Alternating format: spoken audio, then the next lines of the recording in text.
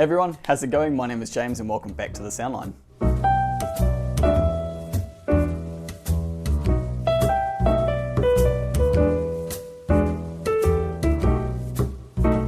So today I'm going to be talking to you guys about Reavon's new Blu-ray player lineup that they have just brought out. There's two models, the UBR X100 and the UBR X200. I do also have here on the table with me Panasonic's UDP 9000, so that's something I'm going to be talking about a little bit later on as kind of a benchmark to compare these models to, so you get an idea of how it sounds and how it looks and that sort of thing. So in terms of features, what these players can and can't do, etc. Obviously they're both 4K Blu-ray players. They'll play regular Blu-rays, 4K Blu-rays, DVDs. They both do like 3D video and Dolby Atmos and all of that sort of standard stuff you'd expect with a Blu-ray player these days. But there are a couple of key differences between them. So the UBR X100 is just your regular Blu-ray player with digital outputs only. So it's got your HDMI output for your video and your audio, a dedicated HDMI output just for audio, as well as SPDIF and coax audio outputs, but no analog outputs whatsoever. They've left that completely out. So this is designed purely to go into a AV receiver or a home theater processor of some kind. The UBR X200 adds on to that. It's got a couple of DACs built inside. Your standard 7.1 channel analog DAC, so you've got like your RCA connections all on the back here for your front, left, right, center subwoofer and all that sort of thing.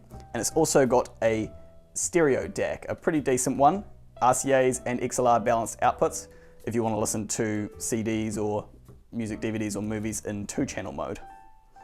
And then on top of that, it does have those standard digital outputs, same as what the UBR X100 has. The other key difference is that the 200 can also play SA CDs. It has got the laser built in for that, and you can play SA CDs out of either the HDMI output or out of the 2-channel analog output. And the XBR 200 does also have a toroidal power supply built into it, so that is definitely going to help its performance. So in terms of performance for these two guys, both of them really good Blu-ray players. We've watched 4K movies and listened to CDs on both of them, and we really like them. There is definitely a picture quality and most predominantly a sound quality difference between the two models. The sound quality of the 200 definitely is a lot better than the 100, and the surround sound effects and the placement of different elements is a lot better as well.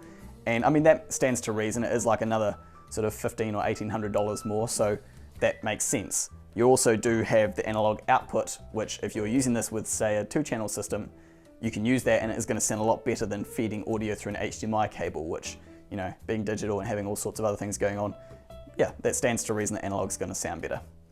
Comparing it to something that you guys might already know, Panasonic UDP 9000 is currently referred to as one of the good industry standards. When the Oppos went end of line, this guy came in and it really impressed us, and it's kind of considered one of these days the reference Blu-ray players that you can buy. So we really like it. That's what we've been running with for the past sort of year or two without Oppos. Comparing these guys to that. So straight away, both the Reavons do have better sound quality than the Panasonic. I think that's really obvious to us. The main thing would be in the surround sound aspect of it. The elements and the leveling of the different surround sound elements was far more better presented and more elevated on the Reavons than what it was on the Panasonic. The Panasonic seemed, upon listening to it, it made the front stage seem really heavy and the surround sound quite far away. So we definitely like these straight away for the sound quality. I would say that the UB 9000 does still have better picture quality than the XBR 100. Again, another $500 difference, so that is something that you'll gain by doing that. But then the 200 smokes them both. Better picture quality and better sound quality by quite a long way. So currently, this is my favorite machine. I think this is what we'll be running in the shop theater from now on. So the next thing you guys are probably going to be asking about is how do they sound as CD players, because things like this 200, the 9000 and the Oppo players were quite often purchased to be multi-disc players where you would use them as a Blu-ray player and a CD player for those people who were not so into CDs that they would have a dedicated CD player but like to listen to them occasionally. I think if that's what you do, then this is still perfect. It does have a somewhat decent analog DAC in it. It is a Burr Brown model, so they sound nice. However, we did do a shootout between both of these models and just a standard CD player. I think it was a Rotel one.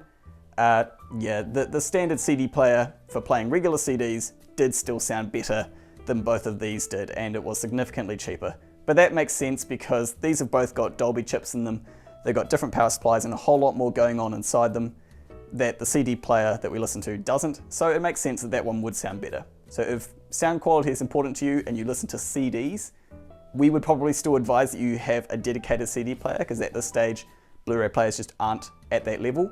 But if you listen to CDs occasionally and it's mostly movies that you watch or music DVDs, then one of these sorts of things is going to be perfect for you. So yeah, that's basically our all-around review of these two new models. As I say, we like them, we're going to keep them, we're going to keep running with them. If you have any questions about them, pop them down in the comments section and I'll do my best to answer them. Thanks for watching this video, guys, and I'll catch you in the next video. Ka kite anō.